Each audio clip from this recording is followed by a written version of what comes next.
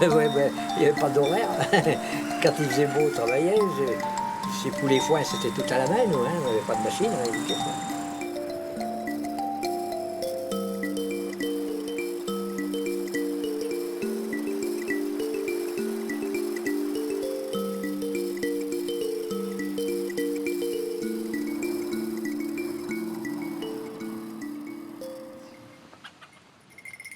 On allait danser à Saint-Nizier l'après-midi, on montait, alors on prenait le sac tyrolien, on mettait les jolies chaussures et on montait avec des grosses chaussures. Mais bon, on ne faisait pas l'hiver, c'était justement au mois de mai-juin, quand il y avait le bal les après-midi.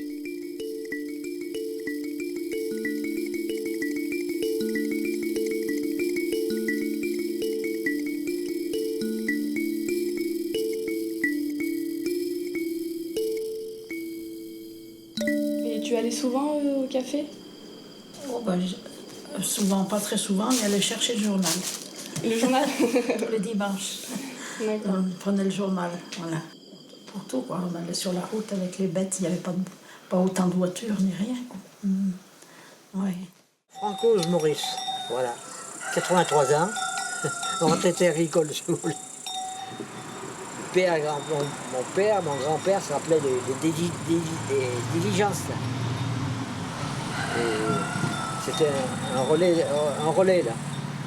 Et après, il passait par l'ancienne route, par Pierre-là. Il passait pas la route de dessous, il était pas faite. Le grand-père. Hein. Monique Dalbion, je suis née du Rhin. Je suis née à Pierre-Alain, à Angers. Et je suis née ici à Angers, pas à Grenoble. Et j'ai 67 ans et mes parents ont acheté ce bar au mois d'avril 59. Et puis à cette époque-là, enfin en 59, quand mes parents ont acheté, les gens n'avaient pas de voiture comme maintenant, donc ils montaient avec le car. Ils s'arrêtaient ici, ils allaient en montagne, ils revenaient manger. C'était tout à fait différent que maintenant. Maintenant, les gens, ils ont leur voiture, ils vont à destination. Mais c'est vrai que c'était très, très familial. Ben, moi, Père et Maurice, je suis né à Angers, au barrage, en 41. Et depuis, je suis toujours resté sur Angers. J'ai travaillé sur Grenoble et puis ensuite à la mairie d'Angers pendant 26 ans. Moi, je me souviens de remonter de Sassenage, parce que j'ai fait 3 ans de centre d'apprentissage à Sassenage. Eh bien, on montait sur le toit du car, tellement qu'il y avait sur le toit. On allait aux foires avec mon père, on allait aux foires à Villardelin, sur la porte arrière, il y avait tellement du monde. Il y a un vieux Saurer, ces vieux cars, eh bien, on était incroyable. C'était à la fourre, quoi. Mon père était à la fourre. Ouais. Il a acheté une moto faucheuse, mon père, en 1948, la première. Une faucheuse. Autrement, c'était tout à la main. Et les bêtes, pareil, on liait c'était des vaches à lait qu'on liait, hein, pour le travail. C'était pas des bœufs, ni des chevaux. Tout le monde avait 4-5 chefs de 3 vaches, tout le monde. C'était... il y avait beaucoup de gens, regarde ici. Oui, mais il reste une ferme. Il y avait les Francos, voilà, il y avait les Francos. Les Perret, ben, ils avaient des bêtes. Les Dolza, ils ont eu des bêtes aussi. Oui, il y avait Buisson là-bas, Café des Pêcheurs.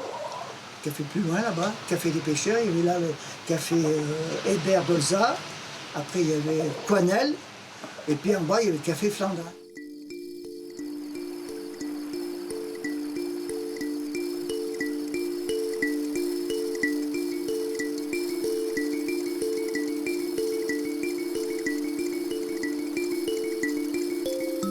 Il y avait la scierie, moi je me rappelle très bien de la scierie. Hein.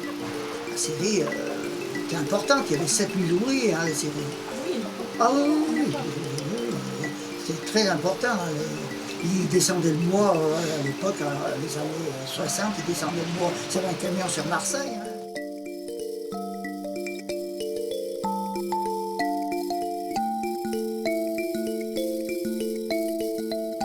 Alors moi, je suis Claude Durand, le frère. Et moi, par contre, je suis né ici. Ici. Au Jo, quoi, à la clinique sur Grenoble, mais mes parents étaient déjà là. Et puis il y a une chose aussi qui a bien évolué, c'est que je me rappelle, étant petit, dans les années 60 à 70, sur Engins, il y avait peut-être 3 télévisions. Oui. 3 ou 4 télévisions. Donc Moi, mes parents, toutes les semaines, on allait veiller, on appelait ça veiller.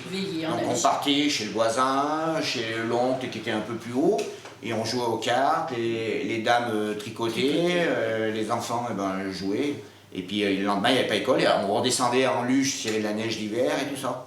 Et on allait même jusqu'à Lens voir de la famille et tout. Après, quand il y a eu la télé, ça a bien changé. Ça a bien changé, oui. L'hiver, des fois, on faisait autre chose le soir. On attachait les luges, on montait là-haut, un petit peu plus haut, on attachait les luges et on descendait. Mais bon, comme c'était gelé, on traversait la route. Et comme chez le voisin, à ce moment-là, il n'y avait pas de portail, on allait s'arrêter dans le champ. Mais bon, heureusement qu'il n'y avait pas les voitures de maintenant.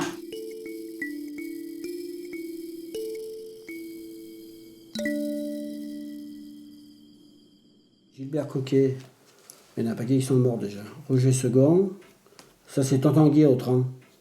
Ah bon? Bah oui. Et toi, Ça c'est Joël Arnaud, ça. Toi, t'es là. Ça c'est Annie Chapailly.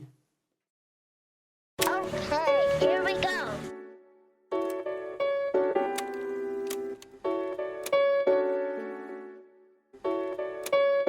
Ben là, il y a Raymond Coinel, il y a Robert Coinel, il y a Robert David.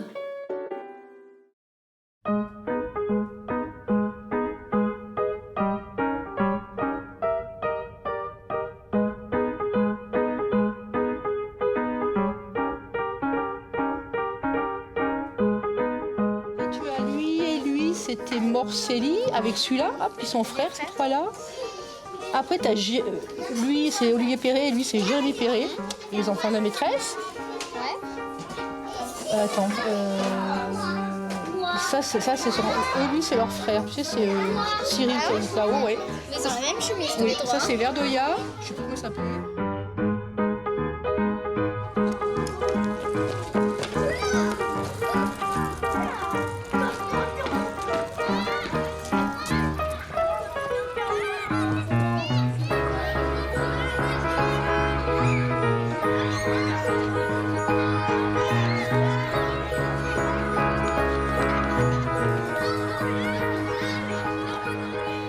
Alors quand c'était par contre c'était un photographe qui venait, c'était pas les maîtresses, ni les parents, ni rien, c'est quelqu'un qui venait d'extérieur. Et on faisait la photo la plupart du temps là, dans la cour de l'école.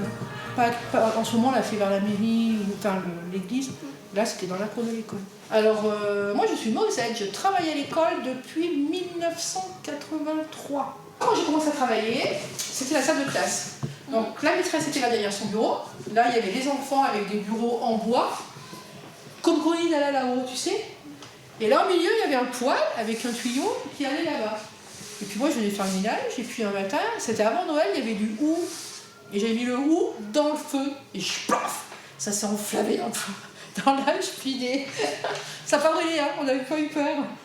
C'était nous qu'on amenait le bois, qu'on allait le chercher, soit au Galta, ou alors de l'autre côté, là-bas, que c'était pas occupé dans la salle. Bon, maintenant, ça a tout été transformé. Voilà, il y avait des piles de bois, il fallait les chercher là-bas. Mais enfin, c'était tout, surtout en hiver, tout intérieur. On montait les escaliers, et puis après, on les redescendait. Voilà, on mettait le bois, chacun mettait sa brassée de bois dans une caisse, là, à côté du poêle. Voilà. Alors, je suis Michel Perret, et donc j'ai été institutrice à Angers pendant 20 ans, quoi. Puis voilà, les enfants venaient tous à pied. Là, j'ai dit un petit peu ce qui est différent, quoi. Hein. Ils arrivaient tous à pied. Il y en a qui venaient quand même d'assez loin, même l'hiver. Bon, ils avaient l'habitude, ils étaient courageux, puis je crois que ça... Ils arrivaient toujours trempés, alors il y avait le poêle à bois, puis après on avait fait mettre quand même une petite grille autour pour protéger, mais ils se déshabillaient, ils enlevaient parce qu'ils leur tenue, ils étaient... puis on les faisait sécher, quoi, ils se séchaient. Vu l'éloignement, alors il fallait porter mon casse-côte de midi, le matin, que je mangeais là-bas à midi. Voilà. Et on était plusieurs, 5 ou 6, les plus éloignés. Voilà. Et c'était, parce que quand j'avais 5-6 ans, c'était les plus grands. Il y avait des filles assez grandes, de 13-14 ans, qui s'occupaient de nous. Voilà. Nous étions 45, toutes sections confondues, sauf il n'y avait pas de maternelle. Hein. Oui. Avant, on commençait à 6 ans. À 6 ans, moi j'ai commencé à 6 ans. Et on était 45, une seule institutrice, hein, du CP au CM2. Et ça filait bien le roi, hein, c'était carré. Hein. On faisait de la glissade sur la glace dans la cour. On avait formé un tapis de glace, et puis on glissait, bon, parce qu'on portait des galoches. On était souvent par terre. Il n'y avait pas grand-chose. Les garçons, ils s'amusaient plutôt avec des ballons.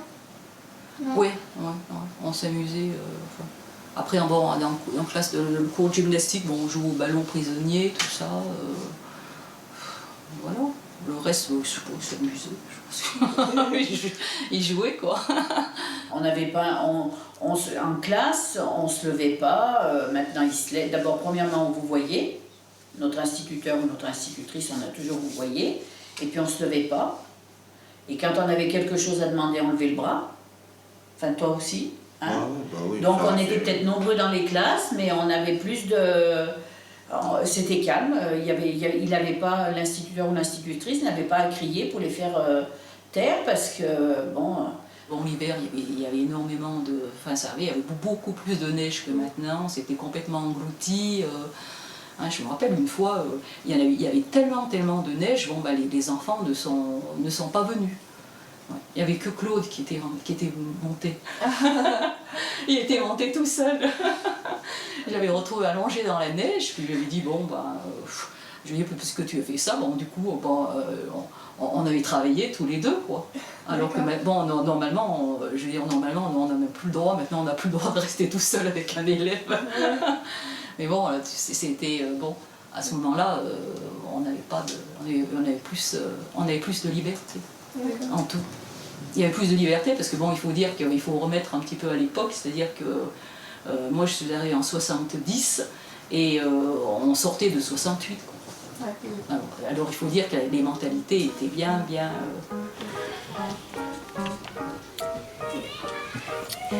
Présente-toi s'il te plaît. Je m'appelle Raphaël, j'ai 10 ans et demi, j'habite à Angers, je suis à l'école d'Angers. D'accord. Je m'appelle Alix, j'ai 8 ans et j'habite à Angers.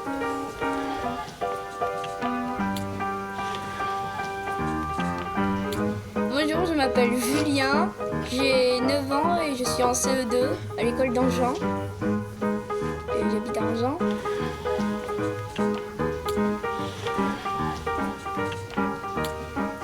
Je suis à l'école d'Angers, je vais à Angers. Je vais à l'école d'Angers. Il y a une quinzaine d'années de ça, l'école a failli fermer. Ce qui est incroyable. Pour différentes raisons. Les gens mettaient souvent leur enfant à l'école près de leur lieu de travail. Et puis l'école n'avait pas très bonne réputation, c'était un peu difficile. Donc les parents à l'époque, c'est peut-être même il y a peut-être bien 20 ans, il y avait de moins en moins d'enfants à l'école. Et les gens du village se sont dit que quand même une école c'était très très important.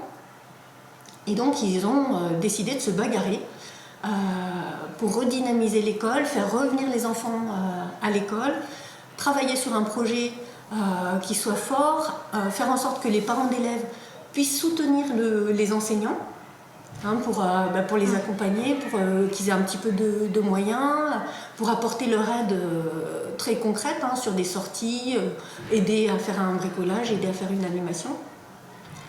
Et à l'époque, ils ont eu une écoute assez attentive de l'inspection académique qui les a aidés dans ce projet-là. Et à ce moment-là, il y a un directeur qui a été nommé sur l'école, qui est quelqu'un qui a beaucoup porté ce travail avec les parents d'élèves et qui a lancé cette dynamique qui du coup s'est poursuivie et qui donne cet état d'esprit, cette couleur à l'école d'Angin qui est forte.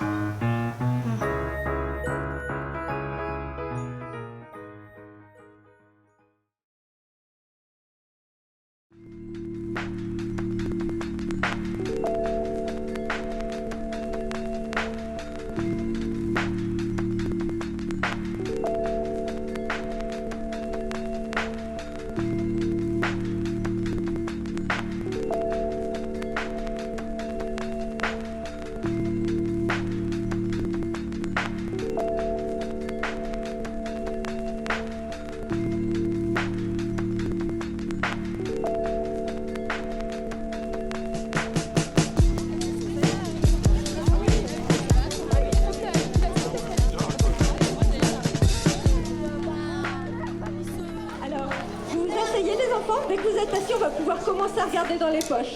Premier indice qu'on trouvait sur le chemin. Le manteau.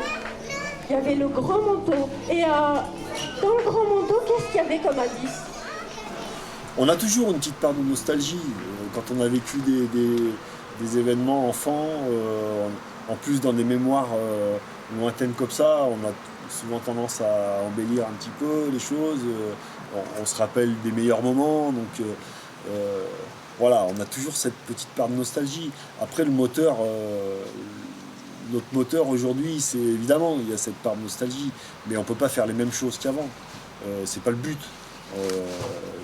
La vie elle évolue, les gens ils évoluent, les besoins des gens ils évoluent, etc. Donc c'est forcément différent. Je pense que ce qui se fait aujourd'hui c'est très bien. Je pense que vraiment on a un village qui est dynamique, il y a des gens qui sont vraiment volontaires pour faire des choses. Et... Ce qui est bien maintenant, c'est que vous avez les salles pour, tandis que nous à l'époque, on avait que la classe. Hein. Ouais. On faisait ça dans une classe. Alors bon, c'était pas très grand. Hein. Pourquoi l'association des parents d'élèves organise des fêtes? Eh ben, on a deux buts. Déjà, c'est permettre de proposer des événements aux enfants dans lesquels ils se fassent plaisir. Ça, c'est le premier but. Donc, à chaque fois qu'on organise un événement, on essaye de se demander quel intérêt les enfants vont y trouver. Et le deuxième but, c'est de tenir une buvette qui nous permet de gagner un petit peu de sous et qui permet de financer des projets à l'école. Donc, ça permet que les enfants, de payer un bus, par exemple, pour que les enfants aillent au ski, à la piscine, ou après des sorties qui peuvent être rencontrer leurs correspondants dans un autre village, voilà, aller découvrir des choses, faire une sortie au musée, des choses comme ça. Et puis les grandes fêtes, les fêtes principales, c'était l'amicale anginoise qui l'organisait. Enfin, dans mon souvenir à moi, peut-être qu'avant il y en avait d'autres. Hein. L'amicale anginoise, dont je faisais partie, j'ai été quelques années présidente, et on organisait à ce moment-là les kermesses. La kermesse à la fin de l'école, vous voyez, donc il y a beaucoup de photos de cette kermesse là, où les enfants avaient des jeux, enfin c'était aussi très jovial. Ah bah les vogues, oui, ça, les vogues, c'était dans chaque commune, il y avait. Nous c'était au mois de juin notre vogue à Angin. Et dans chaque commune, il y avait une vogue. Hein. Moi j'ai connu à Corançon, j'ai connu à Croix-Perrin, j'ai connu à Bouilly, j'ai connu à Autran, j'ai connu à Méaude. C'est vrai que les vogues. Dans toutes les communes. Ça, c'était en quelle année, ça? Oh, les vogues, avant 50. Mon frère, qui était beaucoup plus... Il y allait déjà... Ils y allaient en vélo, bien sûr, qu'il n'y avait pas de voiture ni rien. Hein. Ils y allaient en vélo, à pied, comme on pouvait se débrouiller. Hein. Mais avant les années 50. Hein. Les vogues ont commencé, pour moi, avant les années 50. Hein. Ce que je regrette, moi, maintenant, et qui n'existe plus, c'était les fêtes de la Saint-Jean. Les feux de la Saint-Jean.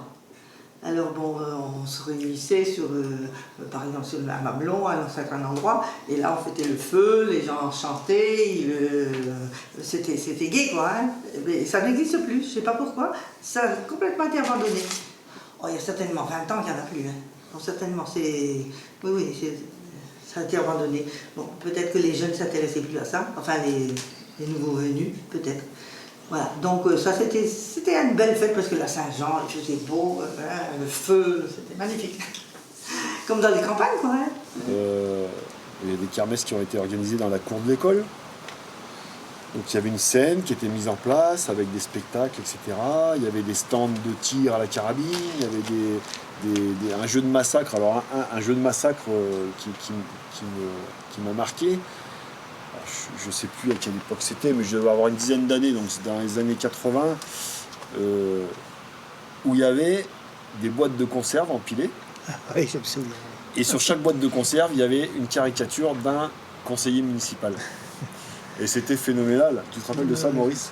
Voilà. Et donc tout le monde jouait le jeu, c'était bon enfant, c'était vraiment super sympa. Il y avait aussi une fête très prisée à cette époque, c'était le méchoui. Alors ça, le méchoui nous manque, hein, je vous le dis.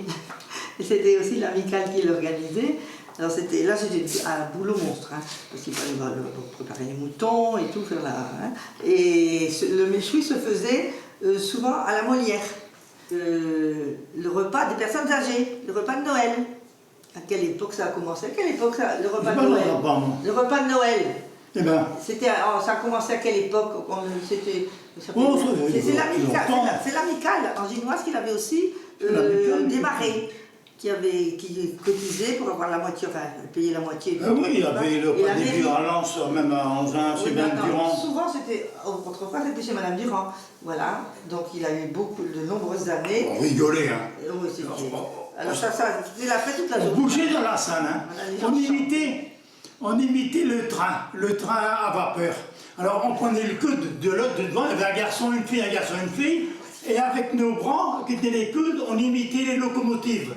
Et on disait, Joséphine, qu'est-ce que tu fais? Je fais ce que je peux, Joséphine, qu'est-ce que tu fais? On imitait le bruit du train, et alors il prenait une cote à ralentisser, il allait plus vite, et à la fin, il rentrait à la fin, Joséphine, qu'est-ce que tu fais? Bon, voilà. On imitait des choses, mais on bougeait, les vieux bougeaient. C'est pas juste du sauveur, c'est juste du presseur. Moi je commence, alors ça va venir depuis ce matin. Super.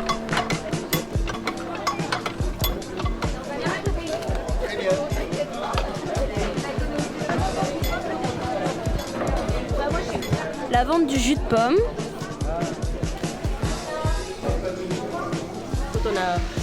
Quand on a conçu la fête de la pomme, on s'est demandé ce qu'on pouvait faire comme goûter, donc à base de pommes. Et voilà, on a pensé au beignet. D'accord. Merci. Des témoignages.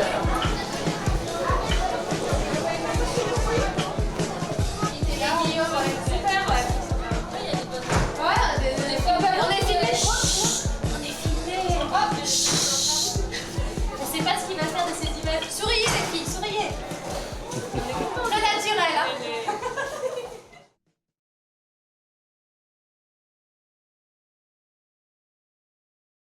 Moi j'avais un grand-père déjà qui a été trépané pendant la guerre et tout, qui est même devenu aveugle à la suite de ça. La guerre de 14-18. Donc ils se sont battus pour nous, quoi, enfin, pour avoir la liberté. Pour moi ça représente ça, c'est pour ça que j'ai jamais manqué un monument, parce que je pense que c'est pas faire de la publicité, au contraire, c'est rendre hommage à ces gens-là qui se sont battus pour nous.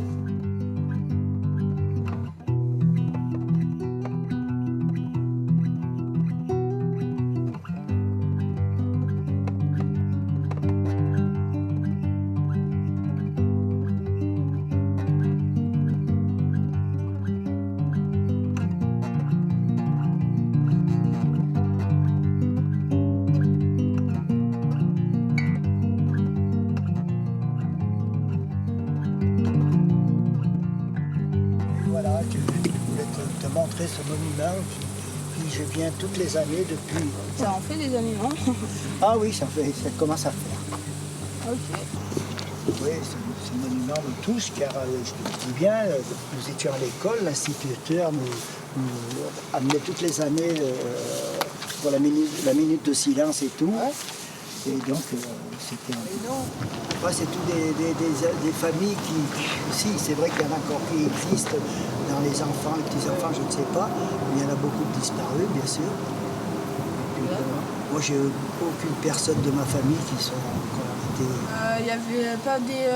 Avant, il n'y avait pas des enfants qui venaient mettre des fleurs, non? Si, la municipalité mettait une fleur. Et puis, d'ailleurs, les fleurs de la municipalité étaient mises par les enfants. D'accord. Et puis, en plus, il y a la famille Deblay qui, toutes les années, amène des fleurs aussi. Ça a été une très grande guerre importante. Rien qu'à Angers, il y a eu pas mal de portés disparus, de morts. Et donc, j'ai un souvenir envers ces personnes qui ont souffert et tout.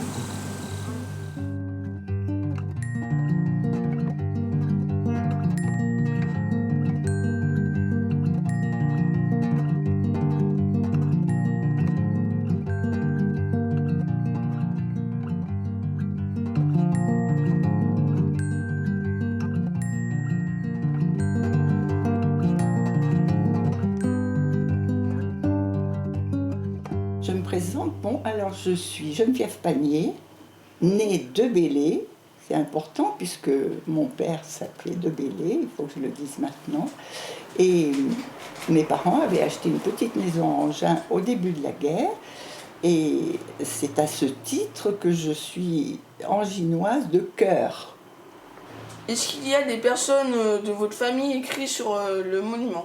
Oui, mon père qui a été arrêté par les Allemands le 15 juin 1944, donc presque à la fin de la guerre. C'est à ce titre que je viens au monument aux morts. Jusqu'au décès de maman, c'est elle qui venait. Oui. Bon, c'était son mari qui était mort. Donc elle venait, et à son décès, ma sœur, ma belle-sœur et moi, y venons tous les 11 novembre. Et quand nos enfants ou petits-enfants sont dans la région, ils viennent avec nous. Mais c'est rare parce qu'ils ne sont pas sur place. Pourquoi vous pensez que c'est bien de venir au monument chaque année? Eh bien parce qu'il ne faut pas laisser tous ces morts de la guerre dans l'oubli. Il faut savoir que toutes ces personnes, et à Angers, il y en a eu beaucoup à la guerre de 14, il y en a énormément pour un tout petit village. Il faut regarder le nombre de morts pendant la guerre de 14, c'est effarant. Et il ne faut pas les laisser dans l'oubli, ces gens-là. Donc, il faut commémorer, il faut entretenir leur mémoire de façon... Pas que ça ne se reproduise plus, parce qu'on dit ça, mais il y a des guerres partout. Mais de façon à honorer ces gens-là.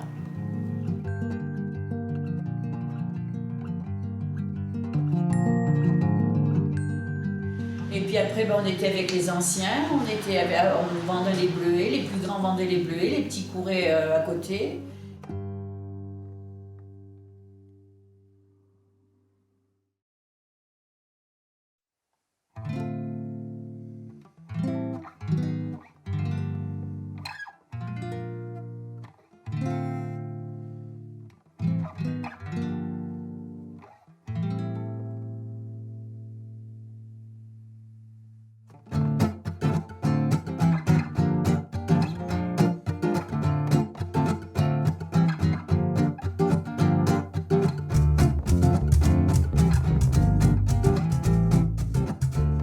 Alors, je m'appelle Philippe Samaille, je suis arrivé à Angers avec ma femme et 4 enfants en 1964. C'était la période des Jeux Olympiques. La route nationale qui montait à Angers, ce n'est pas celle qu'on voit actuellement. Cette route, était très sinueuse et elle a été modifiée pour les Jeux Olympiques. Et à cette époque-là, c'était vraiment catastrophique. Quand on venait à Angers, il fallait suivre le car, impossible de le doubler.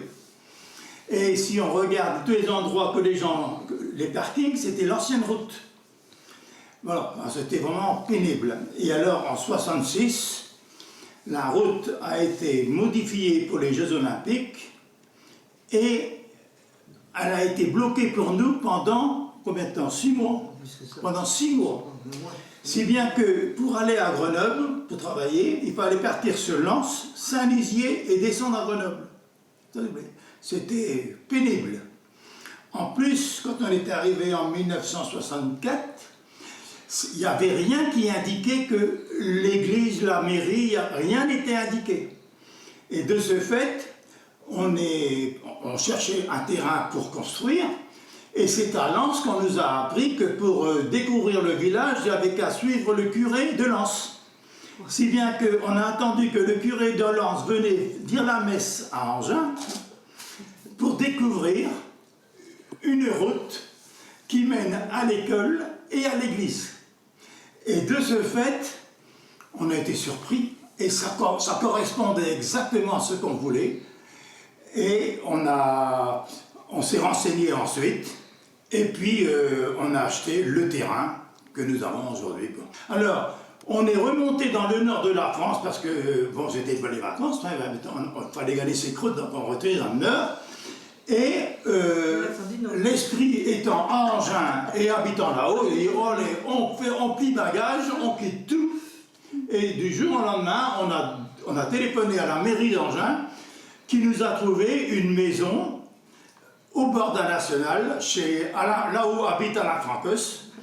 Et on a vécu pendant 2 ans dans cette maison, le temps de se mettre d'aplomb. Et puis alors, on avait quitté Tourcoing avec un bel appartement, 2 salles de bain, parquet, jardin et puis garage. Et on est venu ici pour avoir le minimum de loyer à payer parce qu'il fallait dépenser les sous pour le terrain. Et on avait une maison avec de la terre battue et un robinet d'eau. Pas de water, pas de water, et puis vraiment comme les clodos. On a vécu 2 ans là-dedans, le temps qu'on se remette d'aplomb. Et on était heureux comme des rois. Et bon, il y avait une vie très très très rustique aussi. Hein. Bon, la ferme de leur maison, par exemple, il y avait la pièce, et juste à côté, là, c'était l'étable. Hein, ça communiquait. L'étable et la pièce communiquaient, et c'était nécessaire pour la chaleur, comme ça. C'était les vaches qui chauffaient l'étable, qui chauffaient la maison. Voilà.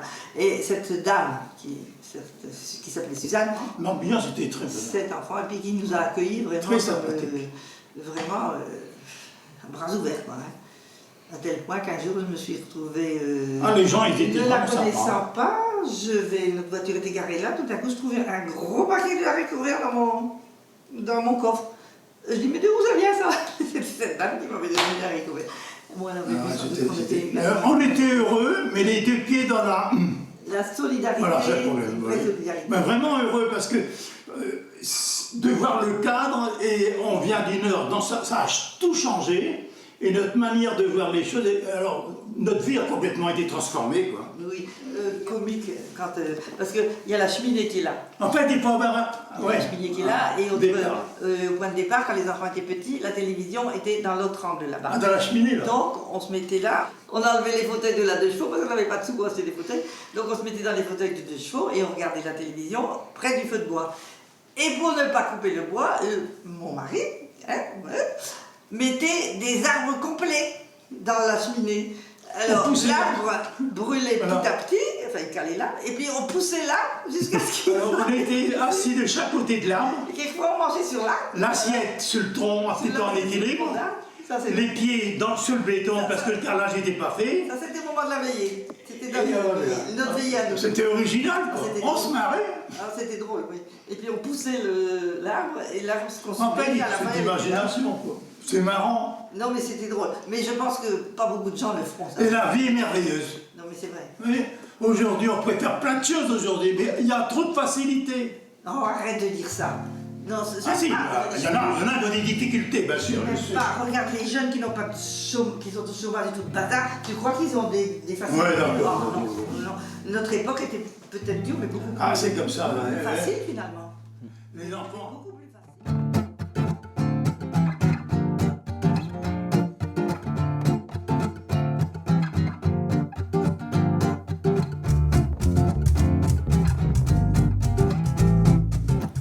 Dites-moi d'où vous venez, pourquoi vous êtes venu ici, d'où vous venez, vos origines. Je suis née à Istanbul d'une mère orpheline. Elle a perdu ses parents pendant la guerre des Balkans. Donc son père pendant la guerre et sa mère pendant qu'elle fuyait dans un train qui a pris le feu. Elle est montée sur le toit. Bon, bref. Ça, c'est... Vous savez, je trouve qu'il ne faut pas s'attacher. Je ne suis pas d'accord avec le souvenir perpétré de l'histoire, parce qu'en fait, c'est jamais d'un côté, c'est toujours l'intérêt est économique. Donc les guerres, c'est les guerres. J'en voudrais pas aux Bulgares. Pour autant, c'est comme ça. La descendance de mon père vient d'un aventurier turc qui est arrivé à Alger pendant la possession, enfin pas pendant la possession, pendant la présence de l'Empire ottoman à Alger. Et à partir de là, il y a eu des mariages entre les Turcs et les familles arabes. Et politiquement, mon grand-père envoie mon père rencontrer Atatürk, qui est le créateur de l'instauration de la République turque en Turquie. Et puis il rencontre ma maman, il se marie. Nous sommes 2 enfants à naître à Istanbul, dont moi. Vous verrez peut-être sur les photos de la Turquie, sur la mer, une petite tour qui s'appelle la tour, en français on appelle ça la tour de Léandre. J'habitais en face. J'arrive, ça s'appelle Engin. C'est le frère de ma camarade de classe qui devient comédien, puis patron d'un théâtre de culture française, parce qu'il jouait toutes les œuvres françaises. J'habite au pied de la Molière, j'écris une pièce de Molière. Il y a mon ancêtre James Sultan, qui était le fils du conquérant de Constantinople, qui n'est pas rien, qui tombe amoureux de la mademoiselle de Sassenage et qui l'amène promener au bord du Furon.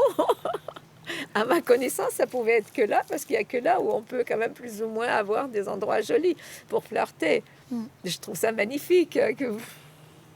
Voilà ce qu'Angers m'a apporté.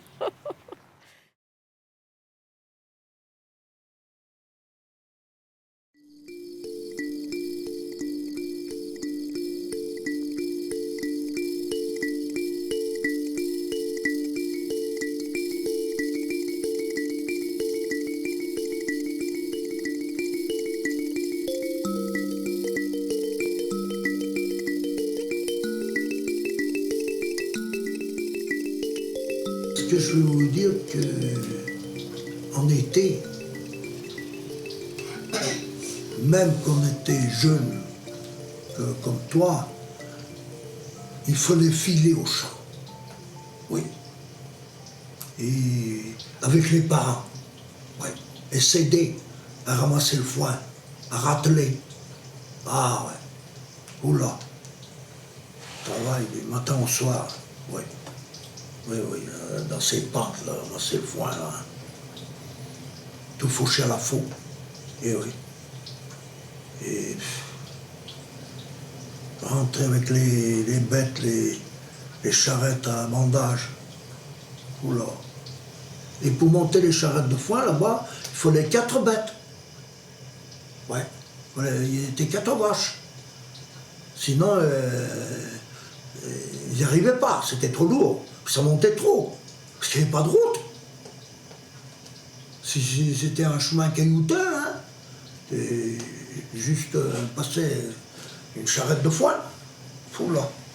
Et monter d'en bas, hein, là-bas. Là, il y a la roche, là, tout ça, là-bas. Se chercher là-bas dans le fond, là-bas. Monter une charrette de foin, ah ouais. Puis tout. Ah oui, là, c'était pénible, ça. Bon, chez nous, en juin, ils ont ils ont traîné, ils ont vérifié dans les maisons une journée. Mais enfin, il est rien arrivé, hein. C'est ce qu'on craignait, quoi. Ils n'ont pas... Non, rien n'a été brûlé, personne n'a été fusillé, quoi. Il n'y a que... Bon, le maire, c'était Joseph Coinel, là-bas. Alors, bon, il était un peu convoqué parce qu'il fallait qu'il présente les jeunes sur la place. Il y avait une liste. qu'il fallait qu'ils présentent les jeunes à telle heure. Voilà. Parce qu'il y avait un rassemblement qu'eux, ils venaient questionner. Ils les appelaient par ordre. Voilà. Et bon, alors il fallait qu'ils se débrouillent à les chercher, parce qu'ils sont à leur travail, hein, à telle heure comme ça, oui. Alors bon, il les a tous rassemblés, mais il fallait bien faire attention hein, dans la tenue qu'on avait aussi. Parce qu'ils étaient inspectés de la tête aux pieds. Hein. Ouais. Et même, vous savez, à ce moment-là, par exemple, des souliers américains, là, aux pieds, là, bon, ils le voyaient. Et là, restait de l'emmener, le gars, il restait de l'emmener avec eux. Ouais. Il y en a qu'un qui n'est pas revenu. Hein. Et j'ai bien connu, mais ouais. Parce qu'il portait le collier. Et ouais. Et oui, il n'est pas revenu, on dit, ben, vous venez avec nous. Et oui, bien connu, bon. Parce qu'il avait une barbe fallait pas, hein, ça. C'est de sa faute, hein. Surtout pas ça. Ouais. Pendant la guerre, je me rappelle, oui, c'était le Vercors, quoi. C'était après le maquis, c'était plus ouvert. Ici, je me rappelle les restrictions, premièrement. Les restrictions, que j'avais 12 ans, c'était en 37. Et oui, il y avait des maquisards, mais on ne les voyait pas ici. Ils étaient Sussormain et Cazé, on entendait parler, quoi. On était jeunes, j'avais 11 ans, mais ils en parlaient, quoi, on entendait parler, c'est tout. Et puis le maquis, je me rappelle vaguement qu'il passait, mais la route, le tunnel n'était pas fermé. Ils avaient les tractions avant, le maquis. Mais ils ont pris pour un maquisard, vous savez, ceux qui vivaient dans les bois, les jeunes, les appelaient les maquisards, voilà. Alors, moi, voilà, c'était strict, hein, très très sévère. Ça ne pardonnait pas, là, hein. Ouais. Et puis le maire, il était interrogé aussi, hein. Et il s'est bien défendu, ouais. Et il le croyait bien aussi, dans ce qu'il disait. Parce qu'il ne faut pas bafouiller, hein. Là. Et bon, ouais. Plusieurs fois, c'était comme ça. Bon. Ici, chez nous, bon, passait plus dans les maisons. Et cette fois-là, ils avaient passé dans la maison un jour, là. Ils avaient fait la tournée, ouais. Et chez nous, ils nous ont échappé. Tout va mieux, tant mieux. Bon, montez au Mercier. Ouais. Il y a eu des problèmes ici. Les Allemands avaient ramassé 12 jeunes d'Angers. Ils ont emmené à Noyaré. Et c'est mon grand-père qui était maire, Poinel, qui est allé à la Noyaré, à la Gestapo, à la commandature à Noyaré, parce qu'ils étaient recensés à Angers. Et s'ils ne les trouvaient pas ici, qu'ils étaient au maquis. Alors il est allé leur prouver qu'ils étaient recensés, ils n'étaient pas au maquis puisqu'ils étaient ici. Et autrement, ils ne remontaient pas à Angers.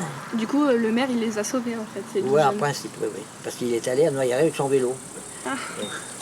Et ces jeunes, il y avait Lilier Hébert, enfin, les noms ici, quoi. Lilier Hébert, il y a des Espagnacs. Il y avait l'Espagnac, son frère était instituteur. Et Raymond Espagnac, après, il était sénateur, il disait. Et c'est le grand-père qui était allé à Noyaré, essayer de les faire remonter, quoi, parce qu'autrement, ils passaient. Et ils avaient été recensés sur la commune. Donc s'ils ne les retrouvaient plus, c'est qu'ils étaient partis au maquis. Je me rappelle de ça. Je me rappelle, moi j'étais jeune, hein. Et puis je me rappelle aussi, mais ça ils en parlent après, Jean Prévost, il a été assassiné. Et il a été tué, le tunnel était sauté, il a été tué aux portes de Sassenage. Parce que Jean Prévost, il avait la famille d'Allose aux côtes de Sassenage. Le docteur Crote, c'était la famille. Et il s'est cru d'aller rejoindre leur famille en descendant du Vercors. Et il s'est trouvé que ce jour-là, il a monté un gars qui venait au ravitaillement à Angers, Fangin, il était habité au Mercier, il est venu à la maison, il dit ce que je viens de voir, mais il ne savait pas qui c'était. Hein. Il dit ils ont tué les Allemands, mais ils avaient tout leur habit du maquis dans le sac tyrolien. Et puis ils ont fait des sommations, ils ne sont pas arrêtés. Et après on a su que c'était Jean Prévost, j'en parle tant, le Prévost, et c'était lui qui s'était fait tuer aux côtes de aux portes. Ah, c'est pour ça que votre lycée s'appelle comme ça. Et il allait rejoindre sa famille d'Allauge aux côtes de Sassenage.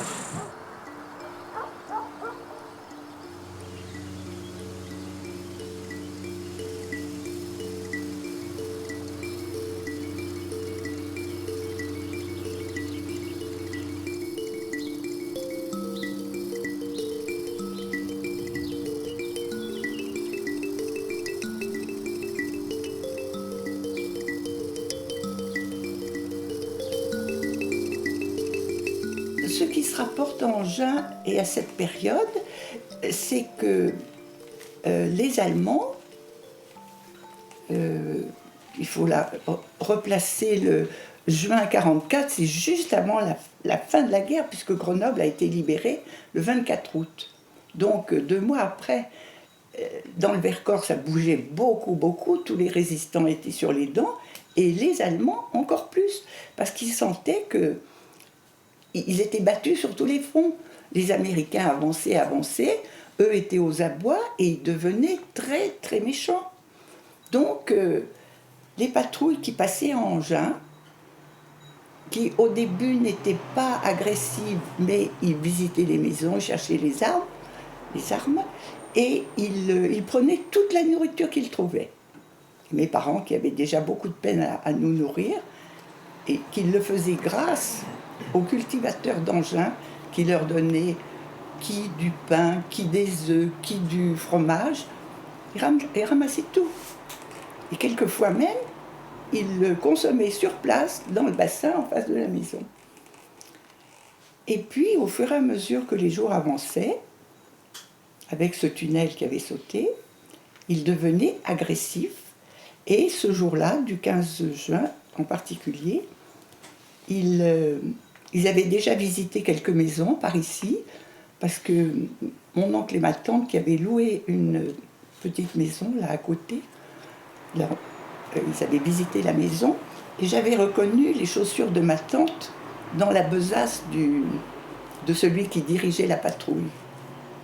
Donc ils s'étaient bien servis déjà ailleurs, et ce jour-là, ils ont cru reconnaître dans mon père un résistant, et ils sont devenus très méchants là, parce que à la maison on avait un ami qui passait ses week-ends à la maison, et puis ils avaient ramassé en cours de route un quenelle. Ce quenelle, tu connais Monique, tu sais qui c'est? Quenelle, mais je sais pas. Léon? Non, ce n'est pas Léon, c'était un jeune que je ne connaissais pas. Ils étaient donc 3, ils ont aligné ces 3 hommes contre le mur de votre maison, Monique, les mains sur la tête, et ils ont installé un peloton d'exécution en face. Il y avait 5 ou 6, dans mon souvenir, 5 ou 6 tireurs, armes sur l'épaule. Ils attendaient l'ordre de leur chef de patrouille, qui a donné un premier ordre en joue. On a attendu. Repos. On baisse les armes. Mais on reste aligné contre le mur. Et cette opération s'est reproduite 3 ou 4 fois, à intervalles plus ou moins réguliers. Et nous, les enfants, on était en face et on assistait à ce simulacre d'exécution pendant un temps qui m'a paru une éternité. Et au bout de 3 ou 4